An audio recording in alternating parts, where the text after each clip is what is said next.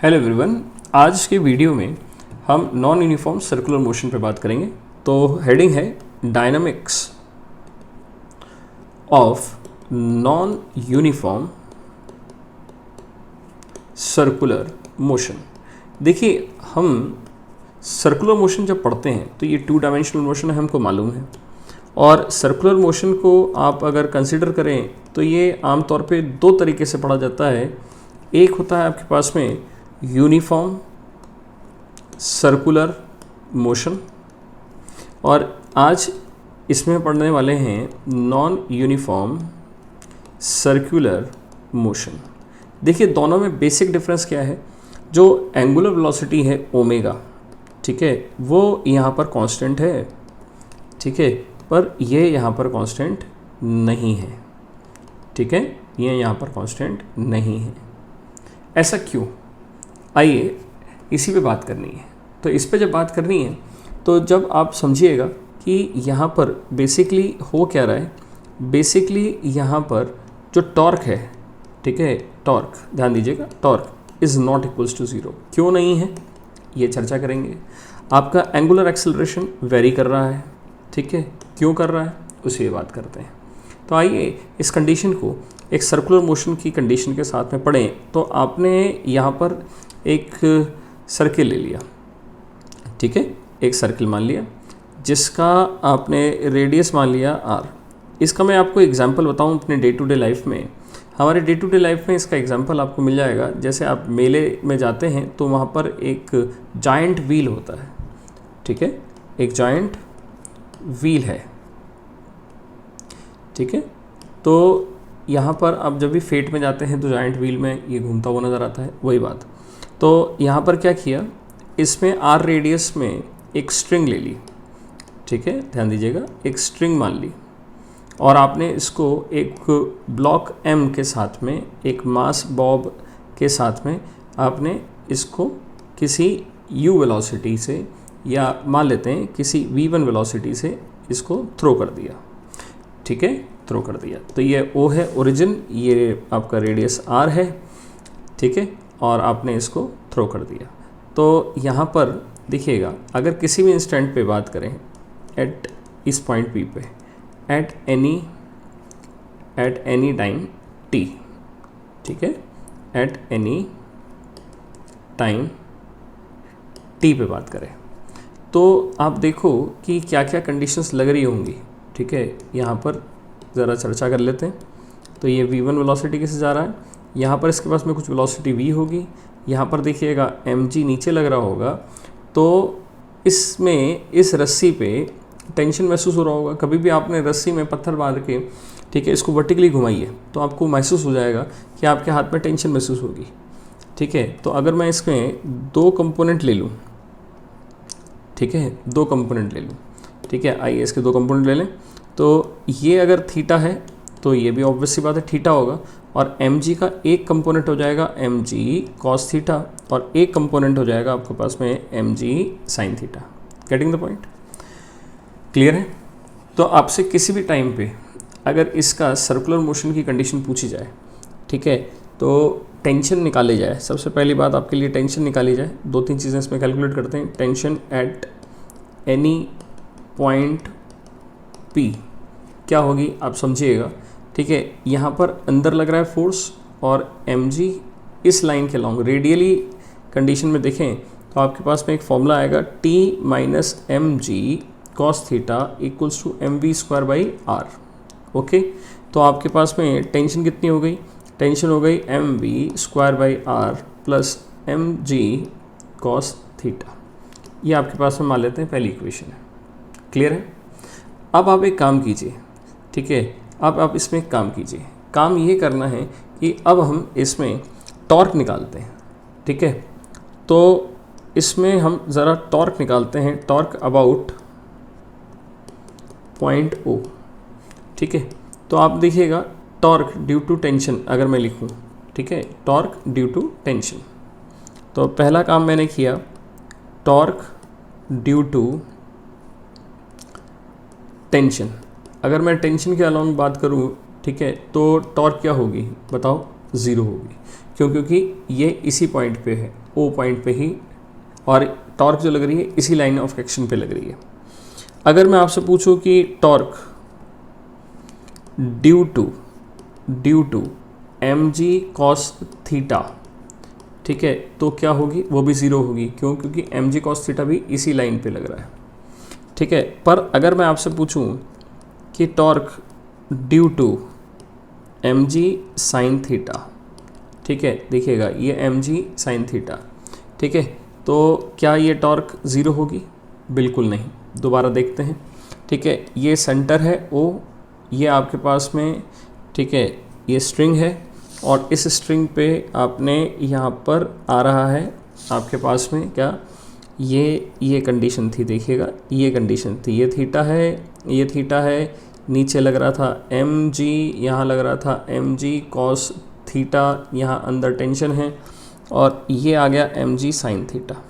अब ये M G sine theta इसको नीचे लाने की कोशिश करेगा, मगर हमने फोर्स दे रखा है तो ये वेलोसिटी ऊपर है, तो ये जो एम जी साइन थीटा है इसकी वजह से टॉर्क ज़ीरो नहीं होगा। अब क्योंकि इसकी वजह से टॉर्क ज़ीरो नहीं होगा, इसका मतलब समझे आप, इसका मतलब ये है कि torque is not zero due to M G, ठीक है। इसका मतलब this motion has angular acceleration, ठीक है, एंगुलर एक्सेलरेशन होगा। और क्योंकि यहाँ देखिएगा कि यहाँ पर जो वेलोसिटी है आज वो कांस्टेंट नहीं होगी क्योंकि एंगुलर एक्सेलरेशन आ गया, ठीक है, और ओमेगा, ठीक है, वो भी कांस्टेंट नहीं होगा एंगुलर वेलोसिटी क्योंकि एंगुलर एक्सेलरेशन आ गया। और तो और आप देखिएगा, आप नीचे से ऊपर जा रहे हैं, ठीक है, अंडर ग्रेविटी आप लोअर साइड से हायर साइड में जा रहे हैं, ठीक है, तो आप देखो आपकी वेलोसिटी बेसिकली कम होती जा रही है। तो अगर हम देखें तो वेलोसिटी और ओमेगा दोनों गेटिंग डिक्रीजेस, ठीक है, फ्रॉम कहाँ से कहाँ तक, एल टू एच। जब तक हम lower height to upper height जाएंगे तब तक वो क्या होगा, ये कम होता जाएगा। आप समझ पा रहे हैं इसको? क्लियर है? अब अगर आप यूँ देखो कि इसमें अगर इसी चीज़ को अबाउट टेंशन भी देखा जाए, इसमें टेंशन के अनुसार भी पढ़ा जाए, तो टेंशन का फॉर्मूला क्या आया था बताइए, M V square by R, ठीक है, plus M G cos theta. अब देखिएगा टेंशन की बात भी करें तो टेंशन भी वह क्या है, वेरिएबल है। क्यों? क्योंकि थीटा वेरी कर रहा है, और ये जो वेलोसिटी है ये एट एनी पॉइंट है, ठीक है, एट एनी टाइम है, ठीक है, तो ये भी वेरी कर रही है। आप समझ पा रहे हैं इसको? ठीक है, तो आपके पास में टेंशन की दो कंपोनेंट की बात करेंगे, टेंशन मिनिमम कब होगी और टेंशन मैक्सिमम कब होगी। तो पॉइंट ए पे बात करते हैं, ठीक है, टेंशन, ठीक है, तो tension T will be minimum, check कीजिए कहाँ होगी, ठीक है, टेंशन मिनिमम कब होगी। तो आप देखिएगा टेंशन थीटा पे डिपेंडेंट है, तो अगर मैं बोलूँगा कि व्हेन थीटा इज़ 180 डिग्री, ठीक है, तो कॉस 180 कितना आएगा, -1, ठीक है, कॉस 180 कितना आएगा, -1। दोबारा देखिएगा, थीटा हमने वर्टिकली लिया था, ठीक है, थीटा हमने वर्टिकली लिया था, पार्टिकल को v1 वेलोसिटी से फेंका था, ठीक है, तो ये जब हाईएस्ट पॉइंट पे आएगा लोएस्ट से, ठीक है, तो हाईएस्ट पॉइंट पे TH, यहाँ पर टेंशन क्या होगी, मिनिमम, टेंशन क्या होगी, मिनिमम। क्लियर है? तो TH इक्वल टू आ गया मिनिमम, और जो कितना आ गया, mv², यहाँ चाहे तो h लिख देते हैं, -mg, ये आ गया, ठीक है। तो ये केस कौन सा है, वर्टिकल सर्किल का, ठीक है, इन वर्टिकल सर्किल, ये सारा काम वर्टिकल सर्किल में चल रहा है, ठीक है। तो सर्कुलर मोशन करना है तो यहाँ पर ध्यान दीजिएगा, जब भी सर्कुलर मोशन करना है, ठीक है, टू परफॉर्म सर्कुलर मोशन, ठीक है, T इज़ असेंशियल, ठीक है, T तो चाहिए ही चाहिए। अब अगर आपने क्या किया, अगर T की वैल्यू, T मिनिमम जो थी, अगर वो लेस देन इक्वल टू 0 हो गया, ठीक है, तो क्या ये पार्टिकल सर्किल में रह पाएगा, नहीं, ठीक है। समझिएगा, टेंशन अगर 0 हो गई तो क्या होगा, यहाँ पर आते आते टेंशन 0 हो गई तो ये अपना सर्कल छोड़ देगा और स्लैक हो जाएगा, ठीक है। तो इसको सर्कुलर मोशन अगर मेंटेन रखना है, ठीक है, तो क्या करना पड़ेगा, टेंशन इसकी ग्रेटर देन 0 होनी चाहिए, ठीक है, या बोलें तो मिनिमम टेंशन जो होगी वो ग्रेटर होगी 0 से, ठीक है। तो यहाँ पर अगर मैं आपके लिए लिखूँ, ठीक है, ध्यान समझिएगा, ठीक है, यहाँ पर लिखूँ if T is minimum is less than equal to 0 then it will not continue to circular motion, ठीक है, ये सर्कुलर मोशन नहीं कर रहा होगा। क्लियर है। तो हमको एक चीज़ देखनी है, ठीक है, पॉइंट नंबर बी में, to complete the circular motion कराना है तो टी मिनिमम जो होगा या जो टी हाइट एच पे है ग्रेटर देन 0 होगा। इसका मतलब टी एच कितना था, तो ये हुआ M V H square by R minus M G, ठीक है। ये किसका बराबर होना चाहिए, ये अगर मैं थोड़ा सा साइंटिफिकली बात करूँ तो ये ग्रेटर देन 0 होना चाहिए। इससे वी एच कितना आया, इससे वी एच आ गया आपके पास में अंडर जी आर, ठीक है। तो अगर लिमिटिंग केस देखें तो लिमिटिंग में इक्वल भी लिख सकते हैं, ठीक है, लिमिटिंग में इक्वल भी लिख सकते हैं। माने अगर इसको सर्कुलर मोशन आगे कंटिन्यू करना है तो हाईएस्ट पॉइंट पे इसकी वेलोसिटी कितनी होनी चाहिए, अंडर रूट जी आर, याद रखिएगा, इंपॉर्टेंट है, ठीक है, इंपॉर्टेंट है। अब समझो कि हाईएस्ट पॉइंट पे तो वेलोसिटी आ गई, अब लोएस्ट पॉइंट पे इसको v1 वेलोसिटी किससे फेंका जाए कि ये सर्कुलर मोशन करे, ठीक है। तो पॉइंट सी आपको ध्यान देना है कि फॉर व्हाट वेलोसिटी, ठीक है, बॉल या body must be projected so it will perform circular motion.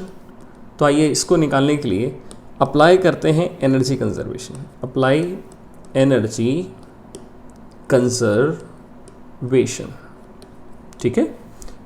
तो एल पे एंड हाइट एच पे, हाइट पॉइंट पे, इन दोनों पे अप्लाई करते हैं। तो समझो और बताओ कि ये रहा आपके पास में लोएस्ट पॉइंट और ये रहा हाईएस्ट पॉइंट। यहाँ से v1 वेलोसिटी से रवाना किया, यहाँ पर वी एच है जो कितनी है under root G R. Total height कितना चले 2r, टोटल हाइट कितना चले 2r। तो एनर्जी कंजर्वेशन लगाओगे तो पार्टिकल के पास में इस पॉइंट L पे कितनी एनर्जी है, ठीक है, ई एच इक्वल टू हमको ई एल लिखना है। तो आप देखो कि लोएस्ट पॉइंट पे कितनी एनर्जी है, वो है सिर्फ काइनेटिक एनर्जी, क्योंकि पोटेंशियल तो लिखा नहीं है, यहाँ तो पोटेंशियल 0 मान लिया, और यहाँ पोटेंशियल भी होगी काइनेटिक भी होगी हाईएस्ट पॉइंट पे। तो यहाँ कितना हुआ हाफ एम v1 स्क्वायर, और टॉप मोस्ट पॉइंट पे कितना होगा, ठीक है, ध्यान दीजिएगा, टॉप मोस्ट पॉइंट पे होगा M V H square plus 2, ये देखिए ना, ये 2r आ जाएगा। तो एम जी आपका ऐसे लिखा जाए जिससे कन्फ्यूज़न बिल्कुल ना हो, एम जी इंटू 2r, ठीक है, एम जी इंटू 2r। दोबारा लिख लेते हैं, half M V one square equals to half M V H कितना है अंडर रूट जी आर का whole square plus 2 G M R. Clear है। तो देखिएगा हाफ से हाफ कट गया, एम कट गया, ठीक है। तो आपके पास में v1 या फिर बोलूँ तो vl जो आएगा सॉल्व होके वो आएगा अंडर रूट 5gr, ठीक है। कितना आया अंडर रूट 5gr, ठीक है। मैंने बड़ा बड़ा इसलिए लिखा क्योंकि ये बहुत इंपॉर्टेंट है, मैं इसको भी लिख रहा हूँ बड़ा बड़ा, ठीक है। vl इक्वल्स टू, ठीक है, v1 कितना आएगा, ये आएगा अंडर रूट 5gr। माने अगर आपने अंडर रूट 5gr से फेंका, ठीक है, तो ये पार्टिकल फुल सर्किल पे जाएगा, अन्यथा ये नहीं जाएगा। वो वाले केसेस हम आगे पढ़ते हैं, ठीक है। तो आपके लिए इस दो कंडीशन पे आपको चर्चा रखनी है, ठीक है। तो लोएस्ट पॉइंट पे अगर मैं टेंशन निकालूँ, ठीक है, पॉइंट नंबर डी, ये भी पूछ लिया जाता है, tension at the lowest point, क्योंकि आपके पास में वेलोसिटी आ गई है, ठीक है, आप बिल्कुल ध्यान रखिएगा लोएस्ट पॉइंट पे। तो देखिएगा टेंशन का किसी भी टाइम पे जो फॉर्मूला था वो कितना था, ये था, ठीक है। mv² r plus mg cos theta. तो आपको ध्यान रखना है कि टेंशन मैक्सिमम कब होगी, टेंशन टू बी मैक्सिमम जब थीटा क्या होगा 0 डिग्री, क्योंकि cos 0 क्या होने वाला है 1, ठीक है। और यहाँ पर जो वेलोसिटी होगी वो कितनी हो जाएगी vl या फिर v1, और जो कितनी होगी √5gr रख दीजिए और लोएस्ट पॉइंट पे टेंशन निकालते हैं, यही टेंशन मैक्सिमम होगी, ध्यान रखनी है और याद भी रखनी है। तो m/r, ठीक है, 5gr का whole square plus m into G और cos 0 1, सॉल्व कर लीजिए। तो लोएस्ट पॉइंट पे जो टेंशन आएगी वो मैक्सिमम टेंशन है पूरे मोशन की, और वो कितनी हो गई आपके पास में, इसको सॉल्व करते हैं तो ये आ गया 6 mg, ठीक है। तो इसको इन बॉक्स में डाल दिया, ये भी याद रखना है, ठीक है। तो जो जो बताया जा रहा है उसको ध्यान रखिए, बहुत इंपॉर्टेंट है, ठीक है। ये सबसे इम्पोर्टेंट्स हैं तो इनका इम्पोर्टेंस ध्यान रखिएगा, क्लियर है। कई बार एक और बात पूछ ली जाती है, ठीक है, कि इफ़ थीटा इज़ 90 डिग्री, मान लीजिए सर्कुलर मोशन हो रहा है, ठीक है, सर्कुलर मोशन हो रहा है, बॉडी को आपने यहाँ से किसी स्पीड से रवाना किया vl, और ये यहाँ पर है, ठीक है, कहाँ है, यहाँ पर है, और ये वेलोसिटी कितनी है 5gr, ठीक है। तो आपसे पूछा जाता है, मान लेते हैं पॉइंट m है जब थीटा 90 है, यहाँ पर वेलोसिटी बताइए। तो फिर क्या करना है, बहुत आसान, अप्लाई एनर्जी कंजर्वेशन, ठीक है। तो आप 2 पॉइंट्स में बता सकते हैं। तो पहला हो गया ½mvl² इक्वल्स टू कितना होगा ½mvm² प्लस mg, और कितनी हाइट चले आप r, ठीक है, पक्का। तो हाफ से हाफ, m से m, तो इसको व्यवस्थित रख लेते हैं, और ये आ गया आपके पास में vl आ गया √5gr, और ये आ गया vm² प्लस gr, और ये हाफ आ जाएगा क्योंकि ये 2 इधर आ गया। तो vm जो आएगा आपके पास में वो आएगा √3gr, दोबारा लिख देते हैं, ठीक है, ये आएगा √3gr। समझ पा रहे हैं आप। तो जितने भी इम्पोर्टेंट फॉर्मूले थे मैंने सबको ब्रैकेट में लिखा है, ये आपको याद रखने, ठीक है, ये आपको याद रखने, क्लियर है, ठीक है। अच्छा, ये सारी बातें जो हम कर रहे हैं, ठीक है, इन सभी बातों में कुछ बातें और पूछी जाती हैं, और वो होती है कि आपसे पूछ लिया जाता है कि tension at any point P, ठीक है, ये भी पूछ लिया जाता है। ये इसलिए बता रहे हैं क्योंकि आपके पास में सर्कुलर मोशन के 2 एस्पेक्ट्स हमको अभी वर्टिकल में पढ़ने हैं, ठीक है। तो ज़रा दोबारा से देख लें सारा, ठीक है। तो ये आपके पास में सर्कुलर मोशन है, ठीक है, ये सर्कुलर मोशन होने का, यहाँ पर आपका हाईएस्ट पॉइंट, ये आपका लोएस्ट पॉइंट, ठीक है, ये O था, ये R था, इस R को मैं ऊपर बना दूँ, ठीक है, क्योंकि नीचे हमको कैलकुलेशंस लिखनी है। और मान लेते हैं किसी टाइम t पे ये पॉइंट P पे है, इस समय इसकी वेलोसिटी कुछ v है, आपने मान लेते हैं इसको v1 वेलोसिटी से रवाना किया है, और अभी ये किसी हाइट h पे है।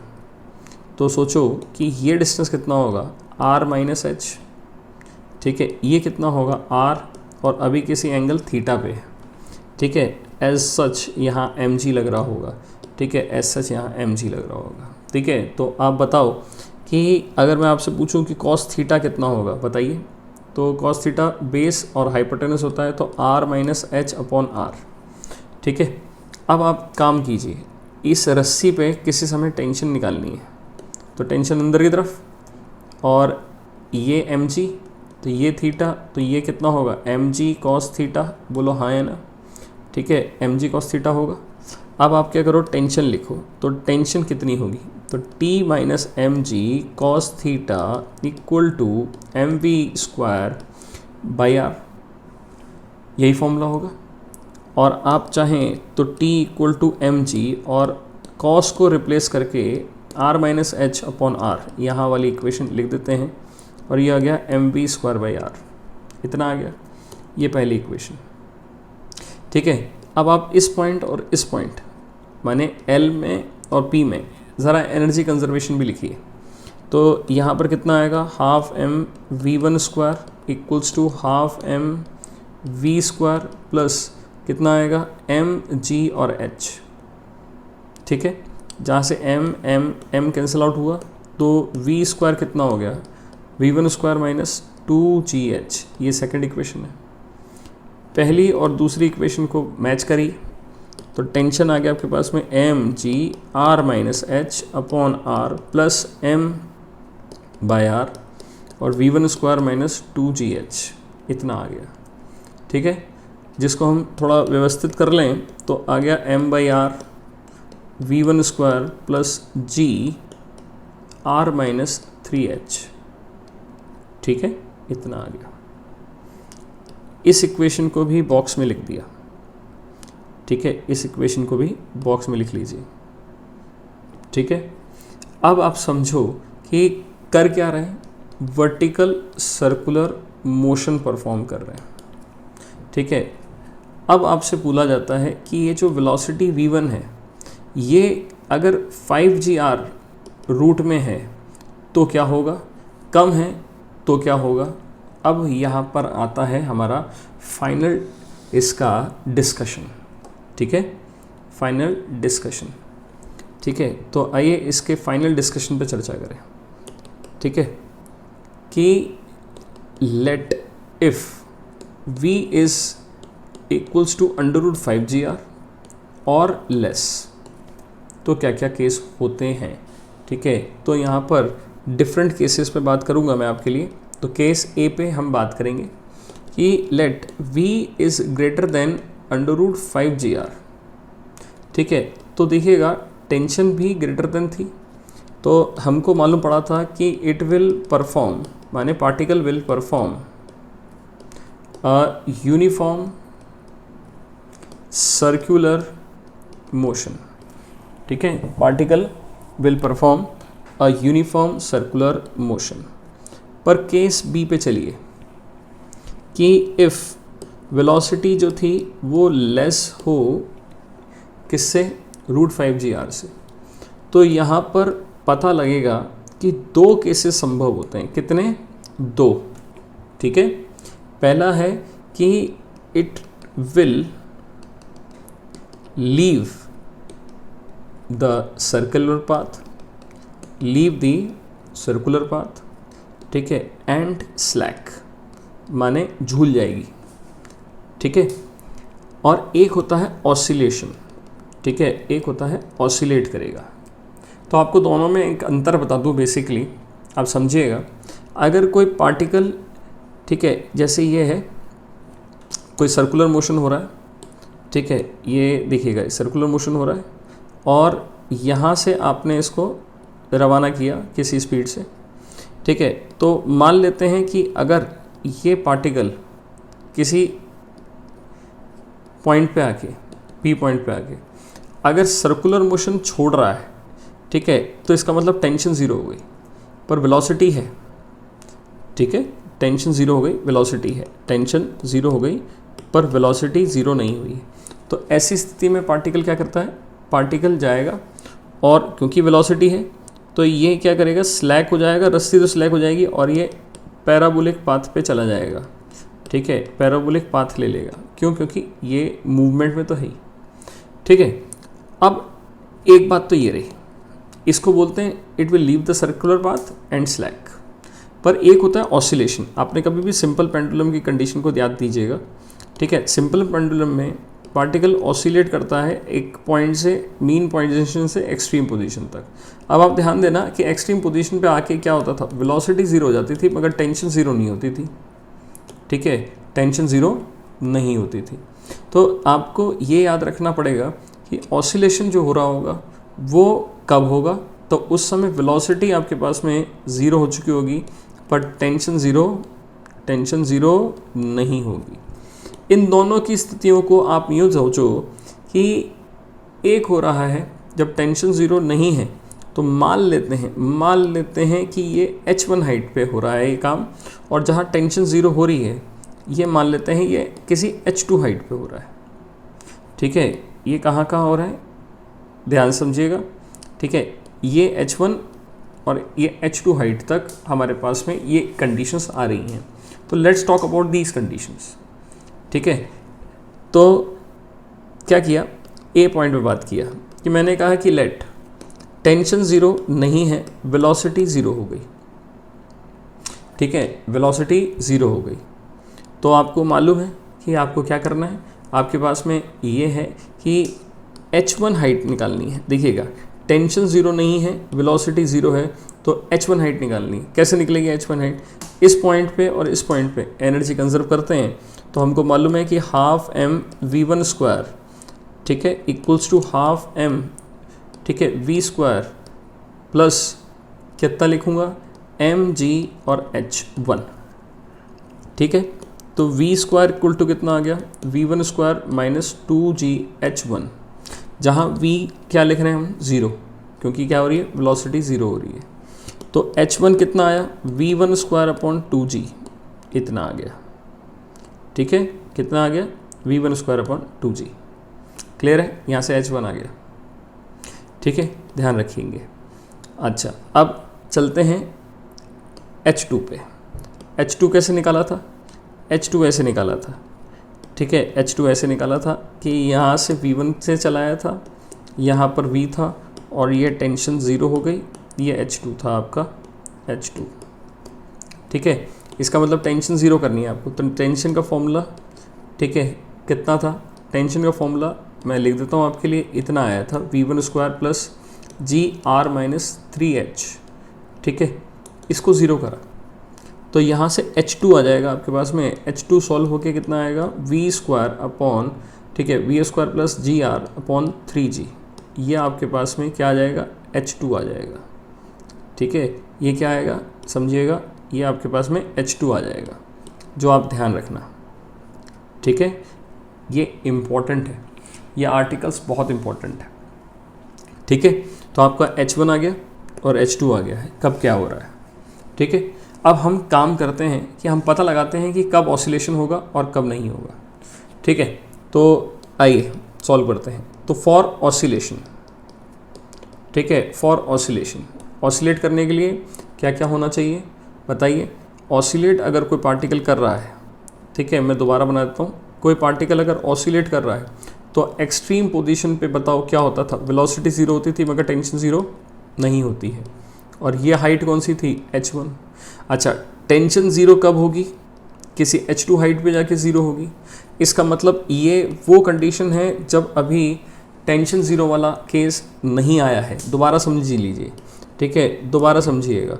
ठीक है, ये वो हाइट है जहाँ पर टेंशन ज़ीरो नहीं है, वेलोसिटी ज़ीरो हो गई है।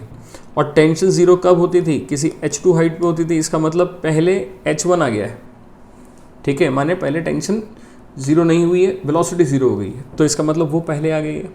और v1 स्क्वायर अपॉन 2g, ये क्या था, ये h1 था, और आपके पास में v1 square plus G R upon 3g, ये आया है। क्लियर है, इसमें से g से g कैंसिल हुआ, तो v1 अगर सॉल्व करें तो v1 comes to be √2gr। ठीक है, इसका मतलब ये है कि आपने जब इसको किसी v1 से रवाना किया तो अगर वो वेलोसिटी √2gr से छोटी है, ठीक है, √2gr से छोटी है, तो ये वाला केस क्या होगा, ठीक है, case of oscillation, case of oscillation, ध्यान रहेगा।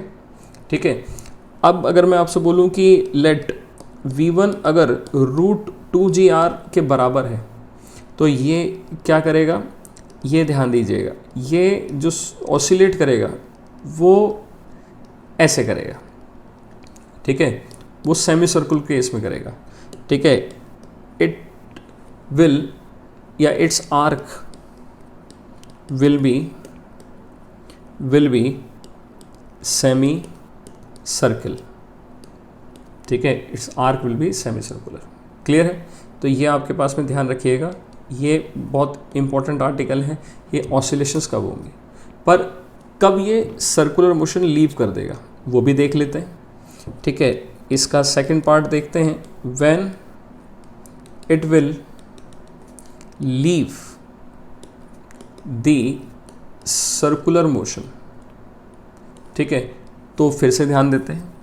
ठीक है, ध्यान दीजिएगा कि ये कब लीव करेगा, तो आप समझिएगा जब यहाँ पर किसी h2 हाइट पे था ये, यहाँ पर टेंशन क्या हो जाएगी 0, पर वेलोसिटी 0 नहीं होगी।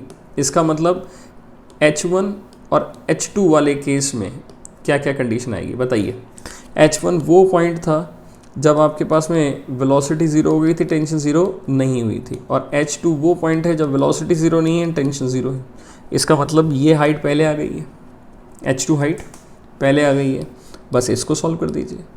ठीक है, v1 स्क्वायर इस समय बड़ा हो जाएगा, और ये वाला जो होगा v1 square plus GR upon 3G। ठीक है, इसको सॉल्व करेंगे, देखिएगा बहुत आसान है। यहाँ पर v1 जो आएगा ये बड़ा आ गया √2GR से। ठीक है, ये बड़ा आ गया √2GR से। ठीक है, तो इसका मतलब ये है, कंक्लूड करें, ठीक है, कि दैट इज़ कि इफ़ जो v1 वेलोसिटी आपने रवाना की, अगर ये 2GR से बड़ी है पर ये 5GR से छोटी है, क्योंकि 5GR पे तो सर्कुलर मोशन हो जाएगा ना। ठीक है, तो अगर ये 5GR से छोटी है मगर 2GR से बड़ी है तो क्या होगा, ठीक है, ये अपना पाथ छोड़ देगा और स्लैक हो जाएगा। क्या हो जाएगा, स्लैक, माने रस्सी झूल जाएगी। ठीक है, पार्टिकल जो होगा वो पैराबोलिक पाथ पे चला जाएगा। ठीक है, पार्टिकल क्या करेगा, पैराबोला पे चला जाएगा। तो ये कंडीशन ध्यान रखिएगा, इम्पॉर्टेंट एस्पेक्ट है। आई होप आपको ये पूरा कंसेप्ट सर्कुलर मोशन के अंदर वर्टिकल सर्कुलर मोशन का समझ में आया होगा। आपको कोई भी डाउट हो तो कमेंट बॉक्स में आप पूछ सकते हैं, और आई होप आप इंजॉय करेंगे पढ़ाई। Happy studies, thank you.